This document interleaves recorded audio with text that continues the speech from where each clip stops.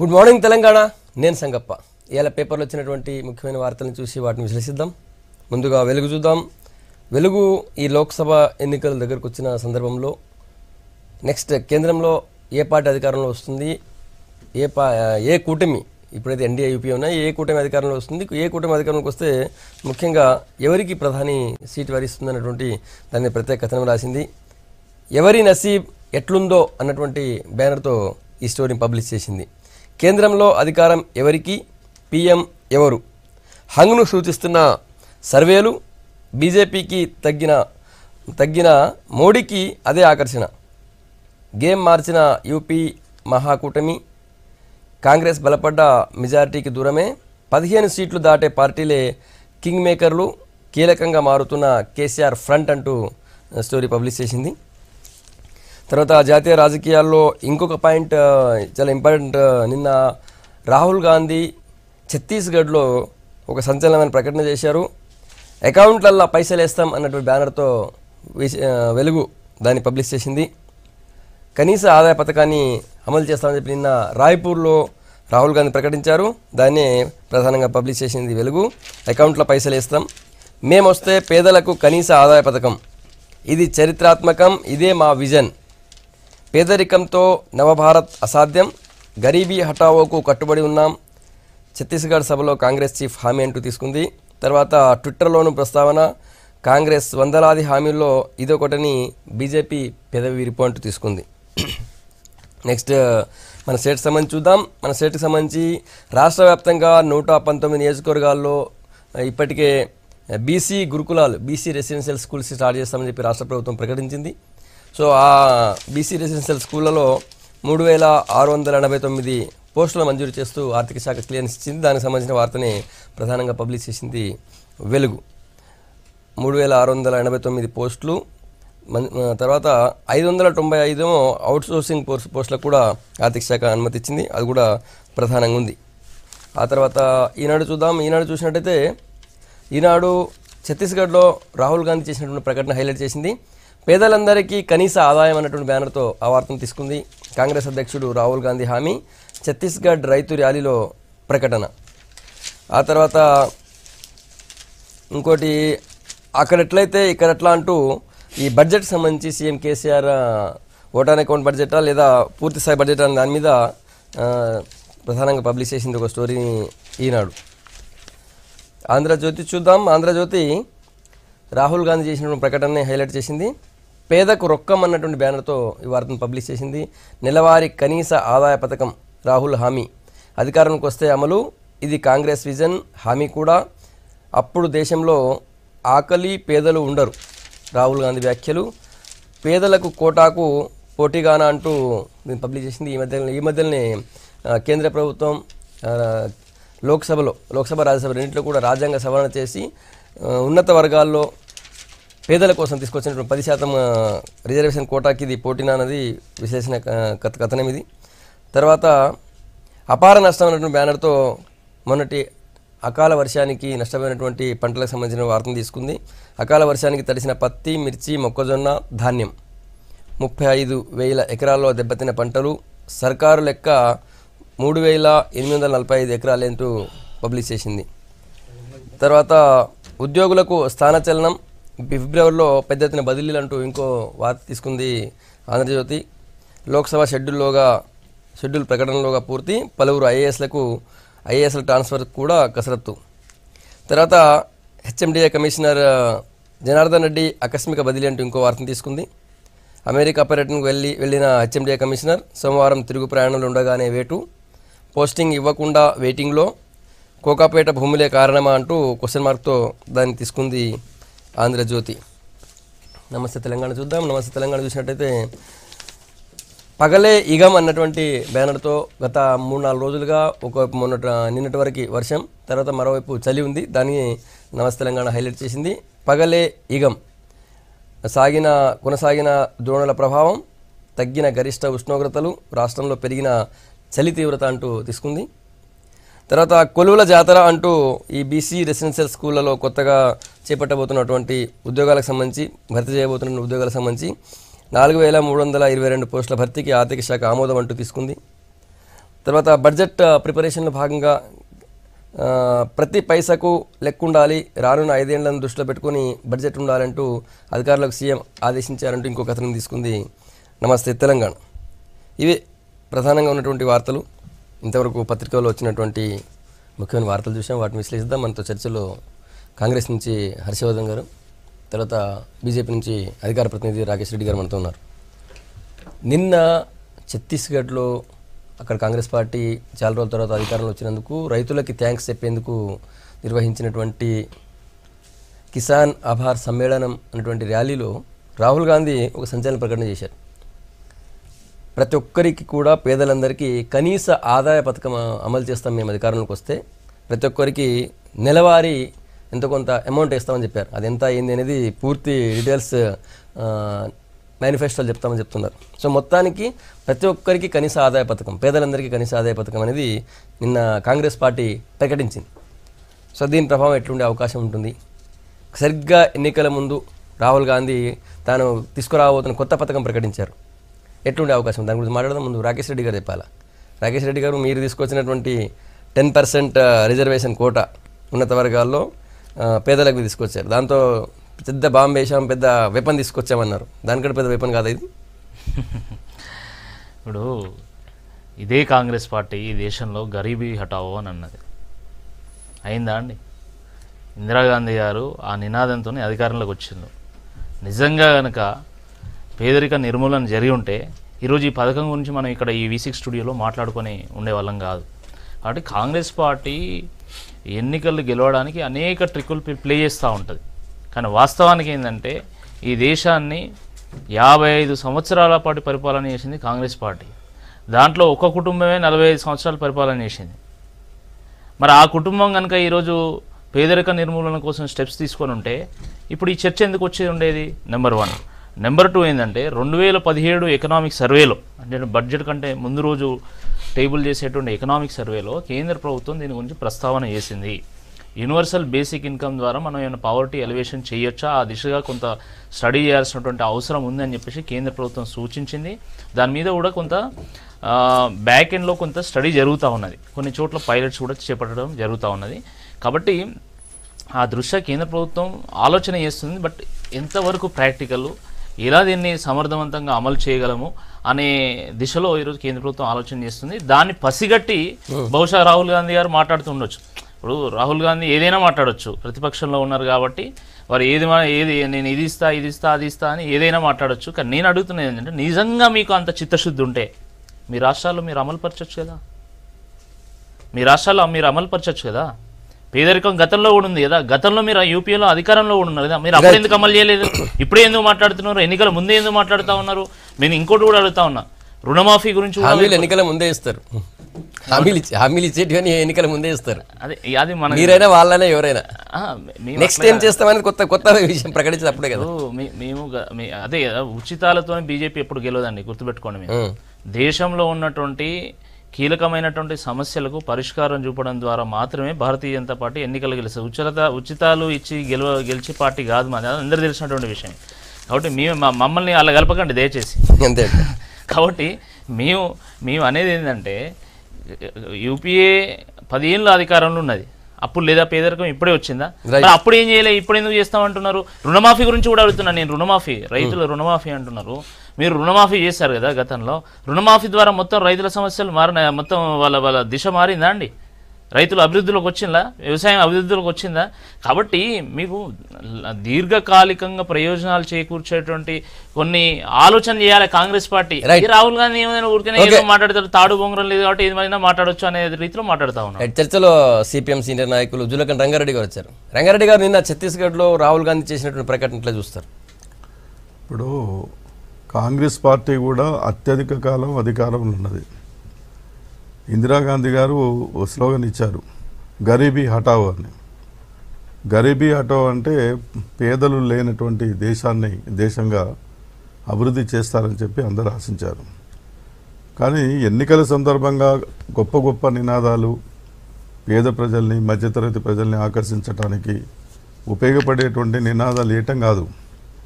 ఆచరణలో ఏందనంటే వాళ్ళు అధికారంలో ఉన్నప్పుడు ఏం చేశారు, ఏం చేశారనేటువంటిది అది ప్రధానంగా ప్రజలు ఆలోచిస్తారు. ఆర్థిక విధానాల విషయానికి వచ్చినప్పుడు అత్యధిక కాలం వాళ్ళ అధికారంలో ఉండి వాళ్ళ యొక్క పరిపాలనలోనే చాలా పెద్ద ఎత్తున పేదరికం అనేది పెరిగింది, అసమానతలు పెరిగినాయి, నిరుద్యోగం పెరిగింది, రైతుల ఆత్మహత్యలు కూడా పెరిగినాయి. తర్వాత ఏంటంటే ఇవన్నీ సమస్యలన్నిటికీ వాళ్ళు తీసుకున్నటువంటి విధానాలే. అవే విధానాలు ఇవాళ మోడీ ప్రభుత్వం కూడా అనుసరించడం అనేది జరుగుతుంది. కొత్త విధానాలు ఏం లేవు. అంతకంటే మరీ ఇంకా ఎక్కువ స్పీడ్గా వాళ్ళు తీసుకున్నటువంటి సంస్కరణలు వాళ్ళ యొక్క విధానాలే మరింత అమలు చేసేటువంటి ప్రయత్నం చేస్తూ ఉన్నారు. ఇలా రాహుల్ గాంధీ గారు చెప్తా ఉన్నారు, ఇలా 2 రకాల సమాజం మన దేశంలో ఉందని. వాస్తవం అది. అత్యధిక మంది పేదలు, మధ్యతరగతి ప్రజలు ఉన్నటువంటిది ఒక పరిస్థితి అయితే, తర్వాత సంపద మొత్తం కూడా కొద్దిమంది చేతుల్లోకి కేంద్రీకృతం కావటం అనేది జరుగుతూ ఉన్నది. 36,000 కోట్ల మంది దారిద్ర్య రేఖకు దిగువన ఉన్నారని చెప్పేసి అనేక సర్వేలు చెప్తా ఉన్నాయి. ఎందుకు ఈ 36,000 కోట్ల మంది ఉన్నారు? ఎందుకు 70% మంది దగ్గర ఉండవలసిన సంపద ఇలా కేవలం ఏంటంటే కొద్ది మంది చేతుల్లోకి చేరింది?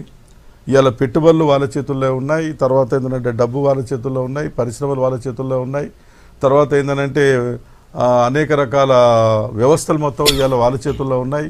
చివరికి ఏంటంటే అన్ని రకాల వ్యవస్థల మీద కొద్ది మంది మాత్రమే పట్టు సాధించి తర్వాత ఏంటంటే వాళ్ళ చుట్టూ మొత్తం సమాజం వ్యవస్థ తిరిగేటువంటి పరిస్థితి రావడం అనేది జరిగింది.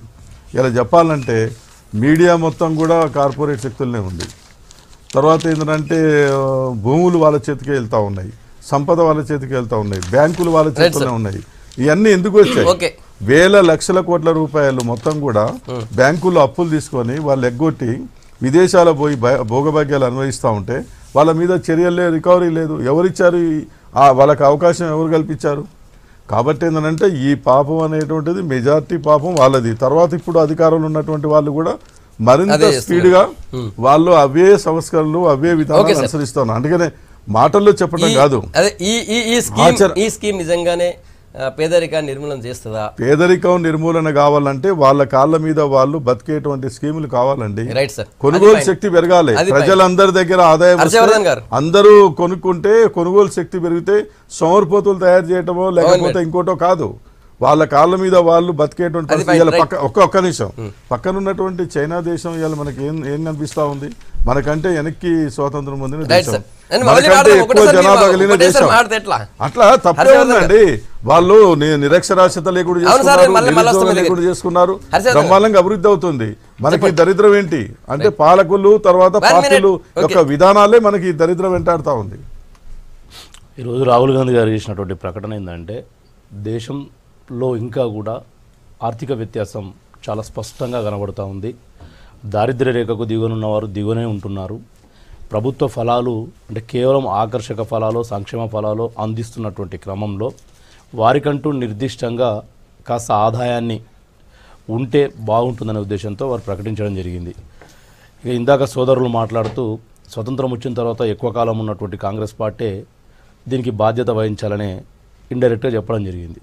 నేను ఒకటే విజ్ఞప్తి చేస్తూ ఉన్నా, ఇవాళ స్వతంత్రం వచ్చిన తర్వాత స్వతంత్రం ఏ పరిస్థితుల్లో వచ్చింది, స్వతంత్రం వచ్చే నాటికి భారతదేశం ఉన్నటువంటి భౌగోళిక ఆర్థిక వనరుల పరిస్థితి ఏంటి, దాన్ని ఈ దిశగా తీసుకురావడానికి కాంగ్రెస్ పార్టీ అధికారంలో ఉన్నప్పుడు చేసిన క్రమాలేంటి కూడా ఒకసారి మనం పరిగణలోకి తీసుకోవాలి.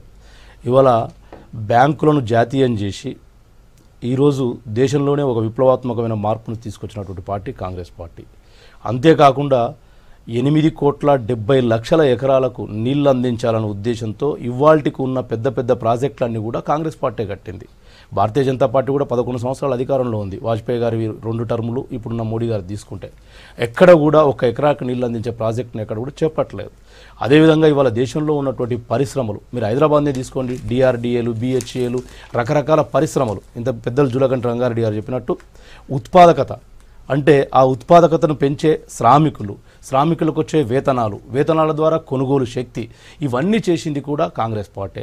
ఇంకొకటి యూపీఏ గవర్నమెంట్లో 2004 నుంచి 2014 వరకు తీసుకుంటే ఇవాళ జాతీయ ఉపాధి హామీ పథకంను మేము తీసుకొస్తే ఈ రోజు వరకు కూడా దాని మార్పులు కూడా చేస్తలేరు. ఎందుకంటే అదంత మంచి పథకం అని భారతీయ జనతా పార్టీ కూడా తెలుసు. ఇవాళ 100 రోజులు గ్రామీణంలో ఉన్నటువంటి పేదలకు కూలీలకు ఉపాధి ఇస్తున్నటువంటి 100 రోజుల కూలీలు 125 చేసినాం. అంటే వీళ్ళు చేసి అంటే 100 రోజులు చేసి ఇలా గ్రామాల్లో ప్రతి కూలికి కూడా ఒక ఉపాధి స్వల్పంగానో లేకపోతే తాత్కాలికంగానో ఒక ఉపాధిని కల్పించినటువంటి సంస్కరణలు ఎన్నో చేసినాం. అదేవిధంగా ఈరోజు రాకేష్ గారు చెప్పినట్టు మేము వాళ్ళతో ఓల్చకండి అని, ఉచిత హామీలు చాలా ఇస్తారని. మేము ఉచిత హామీ ఏమి ఇయ్యలేదు ఇంతవరకు. కాంగ్రెస్ పార్టీ ఏం చెప్తే అది చేసింది. చరిత్రను ఒకసారి తీసుకోండి. భారతీయ జనతా పార్టీ 2014లో ఇచ్చినటువంటి హామీలు ఏంది? ఇవాళ ప్రతి ఖాతాలో లక్షల రూపాయలు వేస్తామన్నారు, వేయలేదు. 1 కోటి ఉద్యోగాలు సంవత్సరానికి ఇస్తామన్నారు, ఇయ్యలేదు. ఇంకోటి ఇవాళ ఇది సక్సెస్ అవుతుందా లేదా అనేది ఆర్థిక సంఘం నిపుణులు చెప్పినటువంటిది. 2017లో ఉన్నటువంటి ఆర్థిక సంఘం సలహాదారు గారు అరవింద్ సుబ్రహ్మణ్యం గారు దీనికి ఒక సూచన చేసిండ్రు. ఆర్థికంగా అంటే యూనివర్సల్ బేసిక్ ఇన్కమ్, సార్వత్రిక ఆదాయ పరిమితిని కనుక వ్యక్తుల్లో పెంచితే అభివృద్ధి అనేది ఉంటుందని చెప్పేసి వారు ఇచ్చినటువంటి సలహాను మీ మోడీకి వచ్చిన ఆలోచన కాదు, అది ఒక ఆర్థిక సంఘం సలహాదారు ఇచ్చినటువంటి ఉండొచ్చు. అధికార పార్టీలో ఉన్నప్పుడు దాని మీద చర్చ జరుగుతుండొచ్చు. కానీ ప్రకటించే సాహసం, ప్రకటించే ఒక దమ్ము లేదా ప్రకటించే ఒక ఆగండి రాకేష్ గారు మీరు మాట్లాడాలి. ఇప్పుడు అరవింద్ సుబ్రహ్మణ్యం గారు చేసినటువంటి సూచనను వారు చెప్పిన వారి రిపోర్ట్లో క్లియర్గా ఒక వ్యక్తికి సగటున 1180 రూపాయలు అంటే 2017-18 ఫైనాన్షియల్ ఇయర్ క్రైటీరియా తీసుకొని ఆ రోజునటువంటి దారిద్ర్య రేఖ పరిస్థితిని చూసుకుంటే 1180 రూపీస్ ఇవ్వాల్సి ఉంటుంది అని అన్నారు. దాన్ని రాహుల్ గాంధీ గారు ఊటంకించారు. అంతకన్నా ముందే వీరు అంటున్నారు 2017లో వీరేదని చెప్పేసి, అంతకన్నా ముందే అంతర్జాతీయ ఆక్స్ఫామ్ అని చెప్పేసి ఒక సంస్థ సర్వే చేసి దేశాలు అంటే వెనుకబడినటువంటి దేశాల్లో దీన్ని కనుక తీసుకొస్తే వ్యక్తుల్లో వృద్ధి రేటు పెరుగుతుంది అని చెప్పడం జరిగింది. దానివల్ల ఇలా యూరోప్ కంట్రీస్, కొన్ని కెనడా లాంటి కంట్రీస్లో రాష్ట్రాల్లో కూడా అది అమలు అవుతుంది. దాన్ని బేసిక్ చేసుకుని మా రాహుల్ గాంధీ గారు చెప్పారు. అంతే తప్ప రంగారెడ్డి గారు దానివల్ల సోమరితనం పెరిగే అవకాశం లేదు. వాస్తవం రంగారెడ్డి గారు అనేదానికి నేను ఒప్పుకుంటా. సోమరితనం అంటే వారు 2 అన్నాడు, సోమరితనం పెరుగుతుందన్నాడు, కొనుగోలు శక్తి పెరగాలి. కొనుగోలు శక్తి పెంచాలంటే ఏం చేయాలి? పరిశ్రమలు స్థాపించాలి, ఉత్పాదకత రంగం పెరగాలి, అభివృద్ధి జరగాలి. అప్పుడే వ్యక్తికి ఉపాధి జరుగుతుంది. ఉపాధి వల్ల వచ్చిన వేతనం ద్వారా కొనుగోలు శక్తి పెరుగుతుంది. దాన్ని క్రియేట్ చేయడానికి భారతీయ జనతా పార్టీ 5 ఏళ్లలో ఏం చేసిందో వాళ్ళు చెప్పుకోవాలి. రైట్. టీఆర్ఎస్ నుంచి డాక్టర్ రాకేష్ కుమార్ గారు వచ్చారు, టీఎస్ చైర్మన్. నిన్న కాంగ్రెస్ జాతీయ అధ్యక్షుడు రాహుల్ గాంధీ చేసిన కొత్త ప్రకటనకు సంబంధించి మాట్లాడుతున్నాం. పేదలందరికీ కనీస ఆదాయ పథకం తీసుకొస్తామన్నారు మేము అధికారంలోకి వస్తే. టీఆర్ఎస్ నుంచి డాక్టర్ రాకేష్ గారు ఏమంటారు? రాహుల్ గాంధీ అంటే నేను ప్రకటన చేసిన దాంట్లో 2 కోణాలు మనం చూడవచ్చు. ఒకటి, ఏదైతే పేదలకు అంటే ఏ విధంగా సహాయం చేస్తారు, అంటే సెల్ఫ్ ఎంప్లాయ్మెంట్ క్రియేట్ చేస్తారా, లేకపోతే వర్క్ ఫోర్స్ ఎనర్జీని ఇండియాలో ఇంక్రీజ్ చేస్తారా, అసలు ఏ విధంగా పెంచుతారు, లేకపోతే డైరెక్ట్ అకౌంట్లో డబ్బులు వేస్తారా? ఎందుకంటే డైరెక్ట్ అకౌంట్లో డబ్బులు వేస్తాం అనేది మనం ఆల్రెడీ చూసాం. ఎందుకంటే బీజేపీ పార్టీ కూడా ఎలక్షన్స్ బిఫోర్ ప్రతి అకౌంట్కు జన్ధన్ యోజన అని చెప్పేసి, లేకపోతే ప్రతి అకౌంట్లోకి డబ్బులు పడతాయని చెప్పేసి కూడా మనం చెప్పడం విన్నాం. కానీ ఇక్కడ గమ్మత్తైన విషయం ఏంటంటే 2 ప్రభుత్వాలు కూడా అంటే 2 పార్టీలు కూడా జాతీయ పార్టీలు ఏవైతే డిక్లేర్ ఇప్పుడు ఉన్నటువంటి 2 జాతీయ పార్టీలు కూడా వాళ్ళ విధి విధానాలు అంటే భారతదేశంలో ఇప్పుడు భారతదేశాన్ని 2గా విభజించి చూస్తున్నారని చెప్పేసి రాహుల్ గాంధీ కామెంట్ చేస్తే, మోడీ ఏమో అంటే make in India, made in India అన్నాడు, కానీ అది పర్చేజ్ ఇండియా అనే మిగిలిపోయింది. ఎక్కడ కూడా మనకు ఆ క్రియేషన్ కూడా కనిపించట్లేదు. కాబట్టి 2 జాతీయ పార్టీలు కూడా కర్ణాటక ఎలక్షన్లు తీసుకున్నా, లేకపోతే గుజరాత్ ఎలక్షన్లు తీసుకున్నా, లేకపోతే మొన్న జరిగినటువంటి 5 రాష్ట్రాల ఎలక్షన్లు తీసుకున్నా, కానీ వీరు చేసిన అవినీతి మీద, వాళ్ళు చేసిన అవినీతి మీదనే ఇద్దరు మాట్లాడడం జరిగింది తప్పితే మేము ఈ అభివృద్ధి చేసాం లేకపోతే వాళ్ళ ఈ అభివృద్ధి చేశారని 2 పార్టీలు కూడా తమ అభివృద్ధిని చెప్పుకొని మాత్రం ప్రజలను ఓటాడని పరిస్థితి మనం చూడడం జరిగింది. రాఫెల్ కుంభకోణం అనే వీళ్ళు, అగస్టా కుంభకోణం చేసిన వాళ్ళని తీసుకొచ్చినామని వాళ్ళు, అంటే ఇద్దరు కూడా అవినీతి మీదనే చేయడం జరిగింది. అదేవిధంగా ఈ ఉచిత హామీని ఇచ్చేసి, అంటే నేనేమంటానంటే భారతదేశాన్ని రాహుల్ గాంధీ చూసినట్టు చూడొద్దు. భారతదేశాన్ని చూడాల్సింది ఎట్లా అంటే వ్యవసాయ భారతదేశం, అగ్రికల్చర్ భారతదేశం, అదేవిధంగా ఇండస్ట్రీ భారతదేశంగా చూస్తే విభజించి చూసుండేదంటే బాగుండేది. ఎందుకంటే ఆ విభజన అనేది బీజేపీయో కాంగ్రెస్ పార్టీయో దేశాన్ని విభజిద్దామని ప్రయత్నం చేస్తారు తప్పితే ఈ దేశం మొత్తం కలిసి ఉన్నదని చెప్పేసి ఎక్కడ కూడా చెప్పట్లేదు. కాబట్టి నేను ఏమంటున్నా అంటే ఈ స్కీమ్ కాంగ్రెస్ పార్టీని లేదా యూపీఏని అధికారం తీసుకొస్తుందా లేదా, ఇది చాలా పవర్ఫుల్ స్కీమ్ అని చాలా మంది విశ్లేషకులు కూడా అంటున్నారు. అది పేదలందరూ డైరెక్ట్ గా అకౌంట్ లో డబ్బులు వేసే స్కీమ్. అంటే మనం ఇంతకుముందు ఈ స్టేట్మెంట్ ఎక్కడ వినలేదు, విన్నట్టు అనిపిస్తలేదా మీకు? గతంలో బీజేపీ పార్టీ కూడా ఇదే స్టేట్మెంట్ అన్నది అని మీకు వినిపిస్తుంది కదా. అంటే బీజేపీ అన్నది కాబట్టి మేము కూడా అన్నాం అని చెప్పేసి అన్నారని ఎందుకు అనుకోవద్దు. అండ్ నెక్స్ట్ వచ్చేసి యూపీలో రుణమాఫీతో ఏదైతే రుణమాఫీ అని చెప్పేసి అన్నారు. ఇప్పుడు మనం చర్చించాల్సింది రాహుల్ గాంధీ ప్రకటన, మోడీ గారి బీజేపీ ప్రకటన, మోడీ గారి ప్రకటన కాదు నేను అనేది. అసలు మనం చర్చించాల్సింది భారతదేశం గురించి, అది మేము చెప్పేది. ఆ భారతదేశం గురించి రెండు జాతీయ పార్టీల వైఖరి ఏంది అనేది. Right. అంటే నేను ఏమంటున్నా, ఇంతకుముందు మిత్రులు చెప్పినట్టు ఎస్ కాంగ్రెస్ పార్టీ హయాంలోనే మొత్తం ప్రాజెక్టుల నిర్మాణం జరిగింది అని చెప్పేసి మిత్రులు కాంగ్రెస్ పార్టీ మిత్రులు అన్నారు. 65 తర్వాత ఈ భారతదేశంలో ఒక 100 టీఎంసీల రిజర్వాయర్ ఎక్కడన్నా కట్టిరో చెప్పండి. నెహ్రూ తర్వాత ఈ దేశం మొత్తంలో ఎక్కడన్నా కాంగ్రెస్ పార్టీ అప్పుడు ఉన్నది స్వతంత్ర సమరంలో పాల్గొన్నటువంటి పోరాట యోధులు తప్పితే అది కాంగ్రెస్. ఆ రోజు కాంగ్రెస్ పార్టీ, తర్వాత కాంగ్రెస్ అయ్యింది. ఈరోజు ఎప్పుడైతే ఆవులేగా ఏది ఆవు దూడ గుర్తు నుంచి వెళ్ళి చేతి గుర్తుకు వచ్చిన తర్వాత భారతదేశంలో 100 టీఎంసీల రిజర్వాయర్, ఒక 500 టీఎంసీల రిజర్వాయర్ ఈ దేశం మొత్తంలో ఎక్కడన్నా కట్టిరో చెప్పమని చెప్పండి కాంగ్రెస్ పార్టీని. అదేవిధంగా మనం ఏమంటున్నామంటే ఈరోజు ఎంతో వాటర్ వేస్ట్ పోతున్నా కానీ నదుల అనుసంధానం గురించి మాట్లాడుతూ ఆ నదుల్లో ఉన్నటువంటి నీటిని వినియోగించుకునే కెపాసిటీని పెంచకపోవడం. అదేవిధంగా రైతులకు కావాల్సింది ఏంది? ఈరోజు ఇప్పటికీ 65% ఆఫ్ రైతులు వ్యవసాయం మీద ఆధారపడి ఉన్నారు. ఆ వ్యవసాయం గురించి ఎక్కడ కూడా మన ప్రకటన రాదు, దానికి మద్దతు ధర గురించి రాదు ప్రకటన. జాతీయ పార్టీలుగా వాళ్ళు అవలంబించాల్సిన వైఖరి దేశం మొత్తంలో పైసలు ఇస్తామో పైసలు తీసుకుంటామో, లేకపోతే గుడి కడతామో గుడి కట్టమో అని కాదు. మనకు కావాల్సింది ఏంటంటే భారతదేశంలో ఉన్నటువంటి రైతులను ఏ విధంగా ఆదుకుందాం. ఇప్పటి వర్క్ ఫోర్స్ ఎనర్జీ ఈరోజు 42% భారతదేశంలో ఆ వర్క్ ఫోర్స్ ఎనర్జీని పెంచుతామని చెప్పేసి ఎక్కడ స్టేట్మెంట్ ఉందా? ఓకే, రాకేష్ అన్న చెప్పినట్టు భారతదేశాన్ని అగ్రికల్చర్ అండ్ ఇండస్ట్రియల్ భారతదేశంగా 2 విభాగాలుగా మనం గమనించాలి. ఇది ఒక పౌరుడిగా వారి ఆవేదన, వారి అభిలాష కూడా నేను కూడా కాదని ఏకీభవిస్తాను.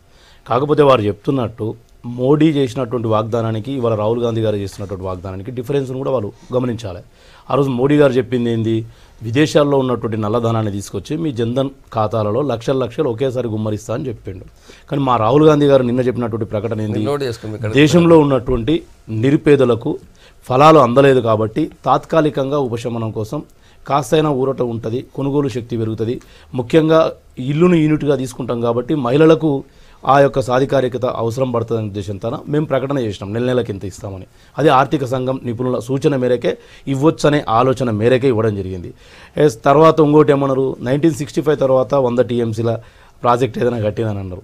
వాస్తవమే, ఇలా కాళేశ్వరం వారి కాలంలో నిర్మితమవుతుంది కాబట్టి దాన్ని చెప్పుకోవడానికే వారు ప్రయత్నం చేస్తూ ఉన్నారు. కానీ 2004 నుంచి 2014 వరకు ఉన్నటువంటి రాజశేఖర రెడ్డి, రోషయ్య, కిరణ్ కుమార్ గవర్నమెంట్ అయితేనేమి, కేంద్రంలో ఉన్న యూపీఏ గవర్నమెంట్ అయితేనేమి, ఇవాళ పోలవరం వచ్చింది ఏ హయాంలో వచ్చింది? వీరు గొప్పగా చెప్పుకుంటున్నటువంటి డాక్టర్ బిఆర్ అంబేద్కర్ ప్రాణహిత నేను నీళ్ళు వచ్చినాయంటే ఆ ప్రతిపాదన కానీ ఆ డిజైన్స్ కానీ ఆ యొక్క ప్రతిపాదనలు అయితే మా పార్టీ ఉన్నప్పుడు వచ్చినాయి కదా. ఇలా మా పాలమూరు రంగారెడ్డి ఎత్తిపోతల పథకం కానీ ఇవన్నీ కూడా మేజర్ ప్రాజెక్ట్సే కదా ఇన్నేపి ఉమ్మడి ఆంధ్రప్రదేశ్లో. అంటే వీళ్ళు వచ్చిన తర్వాత ఆ వచ్చిన ప్రతిపాదనలను ముందుకు తీసుకెళ్ళి కడుతున్నారు. మేము కారణం లేదు, పాలనా సంబంధించినటువంటి కాల పరిమితిలో వీళ్ళ కాలంలో అది వచ్చినాయి, అది పూర్తి చేస్తుండొచ్చు లేదా పూర్తి కావచ్చు. అంత మాత్రాన ఇక కాంగ్రెస్ పార్టీ ఏం చేయలేదు. ఇవాళ right to information act, right to education act, సమాచార హక్కు చట్టం తేవడం వల్ల ఇలా ఎంత వెసులుబాటు ఉందో భారతదేశంలో అది కాంగ్రెస్ పార్టీ తీసుకొచ్చింది. రైట్ టు ఎడ్యుకేషన్ యాక్టు, విద్యా హక్కు చట్టాన్ని తీసుకొచ్చింది కూడా కాంగ్రెస్ పార్టీ తీసుకొచ్చింది. ఆలోచన వేరు, అమలు వేరు అన్న. అదే అమలైనవే చెప్తున్నా, విద్యా హక్కు చట్టం అమలు అవుతుంది. రాకేష్ భాయ్, విద్యా హక్కు చట్టం అమలు అయితే లేదా? సమాచార హక్కు చట్టం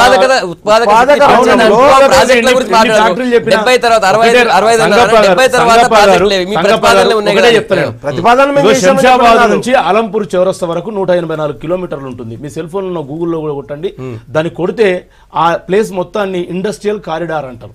2004 నుంచి 2014 వరకు 4712 పరిశ్రమలకు కాంగ్రెస్ ప్రభుత్వం అనుమతి ఇచ్చింది. 2014 తర్వాత ఈ రోజు చెప్పమనండి, మీ గూగుల్లో కొట్టి చూడండి ఎన్ని ల్యాండ్ అయినాయి. మేము అనుమతులు ఇచ్చినాం మా ప్రభుత్వంలో వచ్చిన అప్లికెంట్స్ కు మేము న్యాయం చేసి అనుమతి ఇచ్చినాము. మీ ప్రభుత్వంలో ఒకటే మాట చెప్తాను, ప్రారంభమైన పూర్తయినా కాదు, మేము అనుమతులు ఇచ్చినాం. కాంగ్రెస్ పార్టీ ఇప్పుడు కూడా స్పష్టంగా ఏమని చెప్పిందంటే ఇవన్నీ మా ఆలోచనలు, మా థాట్లు కాదండి, రెక్కల గుర్రం వస్తే బాగుండు అన్నట్టే ఉన్నది తప్పితే ఎక్కడ కూడా మీరు అన్నట్టు మీరు అన్నారు ఈ భారతదేశానికి స్వతంత్రం 1947 నుంచి వస్తే 2014 దాకా ఎక్కడో కాడ ఈ రాష్ట్రం అని పక్కన పెట్టి, తెలంగాణ అనేది పక్కన పెట్టి, ఆంధ్రప్రదేశ్ అనేది పక్కన పెట్టి, కర్ణాటక అనేది పక్కన, ఈ దేశం మొత్తంలో ఎక్కడో కాడ మీ పాలన కొనసాగుతున్నది కదా, అక్కడ ప్రాజెక్టులు ఎందుకు నిర్మాణం కాలేదని అంటున్నాను. మేము ఆలోచించినాం. రాకేష్ రెడ్డి గారు హర్షవర్ధన్ గారు మాట్లాడుతూ ఏంటంటే అరవింద్ సుబ్రహ్మణ్యం గారు ఆర్థిక సంఘ నిపుణులు ఇచ్చినటువంటి సూచన మేరకు అరవింద్ సుబ్రహ్మణ్యం గారు ఆర్థిక సంఘ సభ్యులు గారు, ఆయన గవర్నమెంట్ ఎకనామిక్ అడ్వైజర్ అండి. సలహాదారు పార్ట్ ఆఫ్ ద గవర్నమెంట్ అంటున్నా. అది గవర్నమెంట్ ఆలోచనని ప్రతిబింబం చేసింది. ఎకనామిక్ సర్వే అంటే ఎవరు ప్రవేశపెడతారండి? ఆర్థిక నిపుణులు ప్రవేశపెడతారా? గవర్నమెంట్ అది గవర్నమెంట్ ప్రవేశపెడేది. దాంట్లో ఉటంకించిండు. దాని గురించి ప్రభుత్వం కూడా ఆలోచన చేస్తూ ఉన్నది. ఎంతవరకు ప్రాక్టికల్, ఎట్లా ఇంప్లిమెంట్ చేయాలని ఆలోచన ఉన్నది. డెఫినెట్గా దాని యొక్క ఏందనేది చూస్తాం. ఒకటి. రెండోది ఏంటంటే పదే పదే మీడియాలో లేకపోతే ఈ ప్రతిపక్ష పార్టీలు చెప్పే దాంట్లో ఒకటి ఏంటంటే మోడీ గారు జన్ధన్ అకౌంట్లో డబ్బులు ఇస్తా అన్నారు, నల్లధనం తీసుకొచ్చి డబ్బులు 15 లక్షల నల్లధనం తప్పంటున్నా నేను. ఒక్క వీడియో చూపెట్టండి నాకు, ఒక్క వీడియో మీరు చూపెట్టండి. లేని ఉన్నట్టుగా ఎందుకు తప్పుడు ప్రచారాలు చేస్తున్నారో చాలా తప్పు ఇది, చాలా తప్పు. ఎక్కడన్నారండి? ఒక్క వీడియో మీరు చూపెట్టండి, చూపిస్తాం. చూపెట్టాలా మీకు? సవాల్ విసురుతున్నా. ఏది లేకుండా ఊరికనే ఏదో ప్రచారం చేయడం. అరే మీరు అన్నారండి గరీబీ హటావ్ అని. ఈ రోజు దేశంలో పేదరిక నిర్మూలన జరిగిందా? మేము ఎక్కడ అనలేదే. డబ్బులు వేస్తామని మేము అనలేదే. మా సంక్షేమ పథకాలే జరిగిందా? డబ్బులు వేస్తారని వారంటారు వీరంటారు. ఇది అర్ధరహితమైనది, దానికి ఆధారాలు లేవు. ఒకటి. ఇంకోటి ఏంటంటే మేక్ ఇన్ ఇండియా అన్నాడు, మేడ్ ఇన్ ఇండియా అన్నాడు, ఈరోజు పర్చేస్ ఇండియా అని చెప్పేసి వారు ప్రాసతోని కొన్ని ప్రయత్నాలు చేస్తాను. నేను అంటున్నది ఏంటంటే 102 మొబైల్ మ్యానుఫ్యాక్చరింగ్ కంపెనీస్ ఈరోజు దేశంలో ఉన్నాయండి. అంటే మరి మేక్ ఇన్ ఇండియా జరుగుతలేదా? మొన్న ప్రధానమంత్రి ట్యాంకర్ ఎక్కి మనం చూసాం, ఎల్ఎన్టీ మ్యానుఫ్యాక్చర్ చేసినటువంటి ట్యాంకర్ని వారిని ఇనాగరేట్ చేసినటువంటి విషయాన్ని కూడా చూసాం. మరి అది జరగట్లేదా? ఈరోజు ట్రైన్ 18 అని చెప్పేసి సూపర్ ఫాస్ట్ ట్రైన్ ఇక్కడ మ్యానుఫ్యాక్చర్ జరుగుతున్నటువంటి విషయాన్ని కూడా నిన్న పత్రికల్లో చూస్తున్నాం. అది ఇక్కడ మ్యానుఫ్యాక్చర్ కావడం లేదా? అంటే వచ్చినటువంటి మార్పును మీరు చూడలేకపోతే ఎట్లా అండి? దేశంలో మార్పులు వస్తున్నాయి, మీరు గమనించలేకపోతే ఎట్లా? కాబట్టి ఇది ప్రాసలతో ఉన్నటువంటిది కాదు. మీ విధానం ఏంది అని అడుగుతున్నారు కదా. నేను రాకేష్ గారిని అడుగుతున్నా, ఇంతమంది రైతులు ఆత్మహత్య చేసుకున్నారు కదా, మీ విధానం ఏంది? 1,000 రూపాయలు బోనస్ ఇవ్వమంటే మిర్చికి, పత్తికి 1,000 రూపాయలు బోనస్ ఇవ్వమంటే ఇవ్వలేదు మీరు. కేవలం రైతు బంధు తీసుకొచ్చి, రైతు బంధు ఏమన్నా జిందా తిలస్మతా అండి? జిందా తిలస్మతా ఏమన్నా? ఆ ఒక్కదాంతోనే మొత్తం వ్యవసాయంలో సంస్కరణ వస్తాయి, మొత్తం వ్యవసాయం అభివృద్ధి చెందుతుందా? రైతు బంధు జిందా తిలస్మత కాదా? రాకేష్ గారు చెప్పాలి కానీ దానికి విధానం కాదండి. వ్యవసాయం అనేది స్టేట్ సబ్జెక్టు. మీరేం చేస్తున్నారు?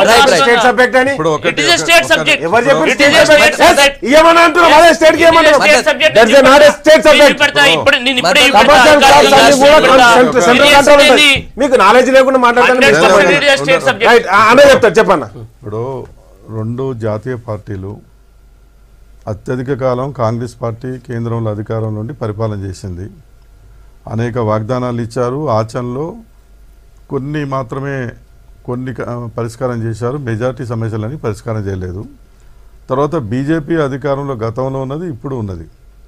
బీజేపీ ఎన్డీఏ అధికారంలోకి వచ్చే ముందు మోడీ గారు స్పష్టంగా చెప్పాడు, నేను అధికారంలోకి వచ్చిన 100 రోజులు కాకముందే 70 లక్షల కోట్ల రూపాయలు విదేశీ బ్యాంకుల్లో నల్ల డబ్బు ములుగుతుంది, వాటన్నిటిని బయటికి తీసుకొచ్చి మీ ఖాతాల్లో 15 లక్షల మెట్ట వేస్తానని చెప్పేసి 100ల సభలో చెప్పాడు. ఒకటి బ్రదర్, ఒక నిమిషం ఆగు. రెండోది ఏంటంటే వినండి, ఓపిక లేకపోతే ఎట్లా? ప్రతి సంవత్సరం 2 కోట్ల మంది నిరుద్యోగులకు ఉద్యోగ అవకాశాలు కల్పిస్తూ ఉన్నారు. తర్వాత అసమానతలు తొలగించడానికి, పేదరికాన్ని పోగొట్టడానికి అనేక కార్యక్రమాలు. ఏ ఒక్క రైతు కూడా ఆత్మహత్యలకు పాల్పడకుండా వాళ్ళకి గిట్టుబాటు ధర కల్పించి ఈ బీమా ఇవన్నీ కూడా అమలు చేస్తున్నారు. 40,000 మంది రైతులు దేశం మొత్తంలో ఆత్మహత్యలు చేసుకున్నారు ఈ కాలంలో, ఈ 4.5 సంవత్సరాల కాలంలో. బీజేపీ అధికారంలో ఉన్న రాష్ట్రాల్లో కూడా పెద్ద ఎత్తున ఆత్మహత్యలు చేసుకున్నారు, అక్కడ పెద్ద ఎత్తున పోరాటాలు కూడా నడిచినాయి. కాబట్టి ఏంటంటే వారైనా వీరైనా ఎన్నికల్లో ఏదో గొప్ప నినాదాలతోటి ప్రజల్ని తర్వాత మభ్యపెట్టి ఓట్లు వేయించుకొని అధికారంలోకి వచ్చి తర్వాత ఏంటంటే బడా కార్పొరేట్ శక్తులకు ఊడిగం చేయటం కాదు. ఇలా రాహుల్ గాంధీ నిజంగా చిత్తశుద్ధితోటి పేదరికాన్ని నిర్మూలన చేయటానికి, అసమానతలను తొలగించడానికి మరి నిజంగా ఆయన దగ్గర పథకం ఉంటే మంచిదే. కానీ ఏంటంటే అది ఎన్నికల పథకాల వరకే. రెండోది ఏంటంటే దేశం ఎప్పుడైనా ఇప్పుడు అవునండి, ఈ వీరు వారు అభివృద్ధి చేస్తే 70 సంవత్సరాలు అయింది దేశానికి స్వాతంత్రం వచ్చి. 70% మంది ఎందుకు అసమానతలకు గురవుతా ఉన్నారు? కేవలం 30% మంది మాత్రమే సంపన్నులు ఎందుకున్నారు, మిగతా 70% మంది ఎందుకు అభివృద్ధిలోకి రాలేకపోయారు? మీ పాపాలు గారా? మీరు అనుసరించినటువంటి దివాళాకోరు విధానాలు కావా? భారత్ ఇప్పుడు అట్లా ఉందా అంటున్నారు. అందుకొరకే ఏంటంటే ఓట్ల కొరకు ఏదో నినాదాలు ఇచ్చి తర్వాత ప్రజల్ని తాత్కాలికంగా మభ్యపెట్టి ఓట్లు వేయించుకొని అధికారులు లేలే చిత్తశుద్ధి ఉండాలి. గతంలో అదే విధంగా చేశారు. గతంలో లాగా కాకుండా ఇప్పుడు రాకేష్ గారు ఇంతకుముందు రాకేష్ రెడ్డి గారు మాట్లాడుతూ మీరు తీసుకొచ్చిన రైతు బంధు ఏమన్నా జిందా తిలస్మాత ఉత్పాదకత పెంచాల్సింది కదా, అది ఉత్పాదకత పెంచేదా, అది కూడా తాత్కాలిక ఉపశమనే కదా అంటున్నారు. జిందా తిలస్మాత మన ప్రజలు రాశారు కదా, వాళ్ళకి జెండు బాంబు ఎక్కడ రాయన్నా అక్కడ.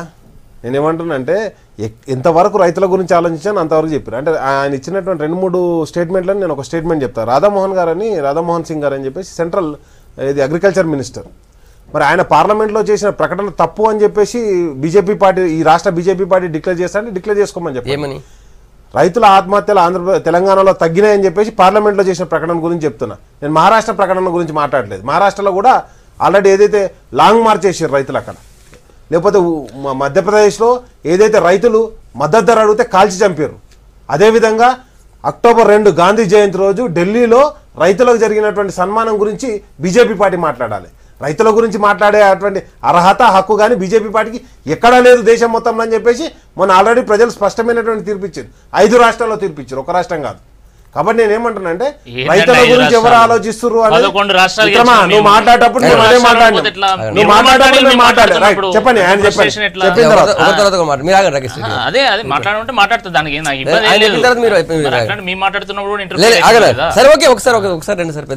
ఇప్పుడు మేము కన్స్ట్రక్టివ్ ఆర్గ్యుమెంట్ చేస్తున్నాం. ఇక్కడ అన్నయ్య ఏవి కానీ అనలేదు అని చెప్పేసి మీరు ఏదైతే వాదిస్తున్నారో అవి అన్నరా అనలేదా దాని గురించి చర్చ నడుస్తుంది. అది దాని గురించి క్లారిటీ కావాలంటే తప్పకుండా ఇస్తారు అని చెప్పేసి మిత్రులు కాంగ్రెస్ పార్టీ మిత్రులు చెప్పారు. నేను ఏమంటానంటే బీజేపీ పార్టీ ఇప్పటివరకు ఏదైతే చెప్పిందో ఏది కూడా అమలు చేయలే అని చెప్పేసి చెప్పడానికి మేము మాత్రమే చెప్తున్నాం తప్పితే, ఎందుకంటే కామన్ సివిల్ కోడ్ తీసుకొస్తానని మేము అధికారంలోకి రాగానే, కానీ తలాక్ బిల్లు ఒకటే తీసుకొచ్చింది. ఎందుకు హిందూ మహిళలు కాదా? అదేవిధంగా 370 ఆర్టికల్ రద్దు చేస్తానది, కానీ కాశ్మీర్లో ఉన్నటువంటి మద్దతున్న ప్రభుత్వాన్ని రద్దు చేసుకున్న తప్పితే 370 ఆర్టికల్ రద్దు చేయాలి. అదేవిధంగా రామాలయాన్ని కడతా అని చెప్పేసి రాముడు పుట్టనప్పటి నుంచి చెప్తున్నారు వాళ్ళు, కానీ ఇప్పటివరకు కట్టలేదు. దేని గురించి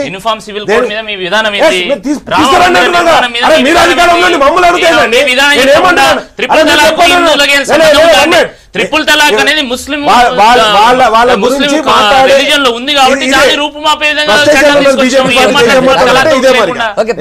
నెక్స్ట్ వచ్చేసి రైతు బంధు పథకం ద్వారా తప్పకుండా రైతులకు లబ్ధి జరుగుతుంది.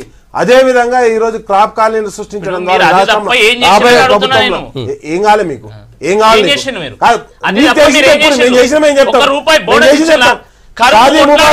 కళ్యాణ్ లక్ష్మి లేకపోతే కేసీఆర్ కిట్టు ఏమేమి ఉన్నాయి పథకాలు చెప్తా. అగ్రికల్చర్ గురించి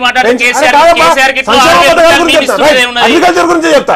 13,000 కేసీఆర్ కిట్టు 13,000 అవి మొత్తం మీ సెంట్రల్ ఇంతవరకు మేము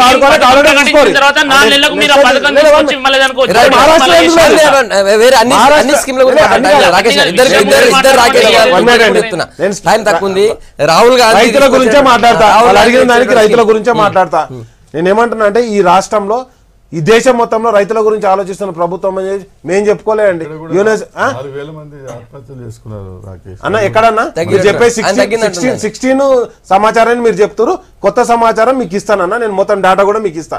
నేను ఏమంటున్నా అంటే మీరు ఇప్పటికి కూడా మీరు ఆ ప్రాంతంలో మీరు రిప్రజెంటేటివ్ గా ఉన్నారు కాబట్టి ఆ ప్రాంతంలో ఉన్నటువంటి రైతు ఆత్మహత్యలు మీకు తెలవకుండా ఉండే కదా, ఏమన్నా మీడియా ముందు మాట్లాడుకున్నాం. అండ్ నెక్స్ట్ వచ్చేసి నేను ఏమంటున్నా అంటే రైతుల గురించి దేశం మొత్తంలో ఆలోచిస్తున్న ప్రభుత్వం ఏదంటే తెలంగాణ ప్రభుత్వం ఉందని చెప్పేసి వరల్డ్ గుర్తించింది. అది బీజేపీ గుర్తించింది.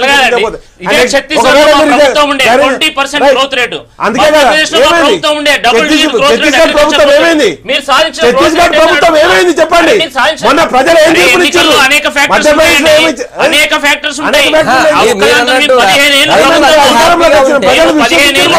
హ్యాపీగా ఉంటే ఎందుకు ఓడిస్తారు?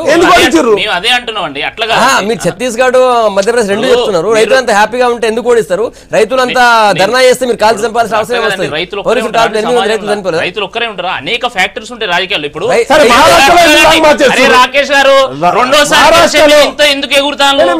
3-4 సార్లు గెలిచిన రాష్ట్రానికి అంత అవసరం లేదు. కానీ నేను అనేది ఒకటే, మధ్యప్రదేశ్ లో సరే, మధ్యప్రదేశ్ అయితే మేమైతే ఓడిపోలేదు కదా. కాంగ్రెస్ పార్టీ మధ్యప్రదేశ్ కూడా కాంగ్రెస్ పార్టీ కూడా గెలవలేదు. వాళ్ళు ఏం గెలవలేదు. వాళ్ళ మెజారిటీ వచ్చిందా? వాళ్ళ మెజారిటీ వచ్చిందా? అధికారంలో కాబట్టి మేము అంటున్నది మధ్యప్రదేశ్ లో గ్రోత్ 5 years ఉంది. మన దగ్గర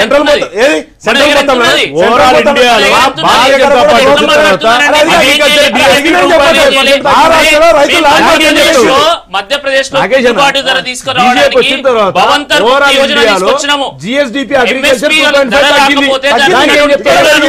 బ్యాంక్ అకౌంట్ లో వేస్తా ఉన్నాము. అవన్నీ గమనించకపోతే ఎట్లా? మేమే చేస్తున్నాము. మాకంటే దేశంలో ఇంకెవరు లేరు. ఫైనల్ గా ఒకటే లేకుండా మాట్లాడుతున్నాం అంటున్నారు కదా. మేము కాన్స్టిట్యూషన్ ఆఫ్ ఇండియా తీసి మాట్లాడుతున్నా. స్టేట్ లిస్ట్ లో ఇప్పటికీ అగ్రికల్చర్ ఉన్నది. Is this not a fact? మీరు వచ్చి మాట్లాడి మాకు అవగాహన మొత్తం అయిపోయి నేను చెప్పాను. నువ్వు సెల్ ఫోన్ చూపి, నేను కూడా చూపిస్తా. కమర్షియల్ క్రాప్స్ కు రేట్ ఎవరు డిసైడ్ చేయాలి? కంట్రీ మొత్తం ఎక్స్పోర్ట్ ఆపేది ఎవరు? దేశం మొత్తం ఎంఎస్పీ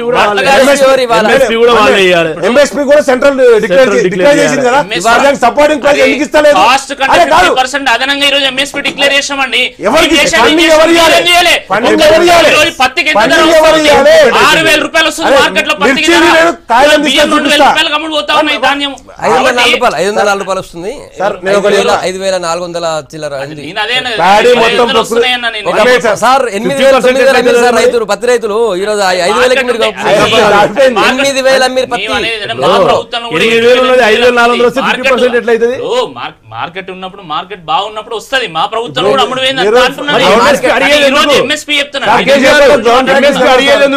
మార్కెట్ సమతుల్యం లేనప్పుడే మార్కెట్ మీద డిపెండ్ అయితే ఎంఎస్పీ ఎందుకు? ఇప్పుడు ఎంఎస్పీ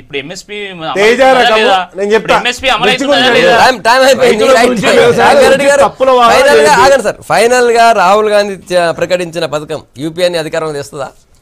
ఇప్పుడు రాహుల్ గాంధీ గారు మధ్యలో ఉన్నారు. వాళ్ళకి అందుకే నేను చెప్పేది ఏంటంటే, వాళ్ళతో మీరు ఉన్నారు కదా. ఇప్పుడు ఎవరితోటి లేవు కాబట్టి ఇవాళ కార్పొరేట్ రాజకీయాలు డబ్బులతోటి, ఈ తాత్కాలికమైనటువంటి హామీలతోటి ప్రజలు మభ్యపెట్టి కొంచెం మమ్మల్ని బలహీనపరిచే ప్రయత్నం చేస్తున్నారు. ప్రజలు చైతన్యతంగా అది అర్థం చేసుకుంటారు, అది వేరే విషయం. కానీ ఏదున్నా కూడా గతంలో అత్యధిక కాలం ఉండి ప్రజలకు ఇచ్చిన హామీలు అమలు చేయడంలో వాళ్ళు ఫెయిల్ అయ్యారు.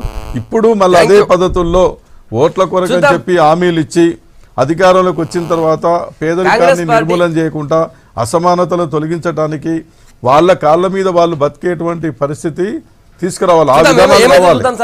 కానీ ఎన్నికల కొరకే హామీలు ఇచ్చి అధికారం మర్చిపోతే ప్రజలు మాత్రం క్షమించరు. అది ఒకటే పాయింట్. ఏదైతే అగ్రవర్ణాలకు రిజర్వేషన్ ఇస్తామని ప్రకటించగానే దానికి కౌంటర్ గా పేదలకు పైసలు ఇస్తా అని చెప్పేసి రాహుల్ గాంధీ చెప్పింది తప్పితే ఈ రెండు కూడా ఓట్ల గురించే చేసినటువంటి రాజకీయమే తప్పితే ఎక్కడ కూడా మేము 2,000 చెప్తే వాళ్ళు 3,000, మేము 1,000 అంటే వాళ్ళు 2,000 ఓట్ల గురించే కదా వాళ్ళు కూడా చెప్పింది. అన్ని రాష్ట్రాలు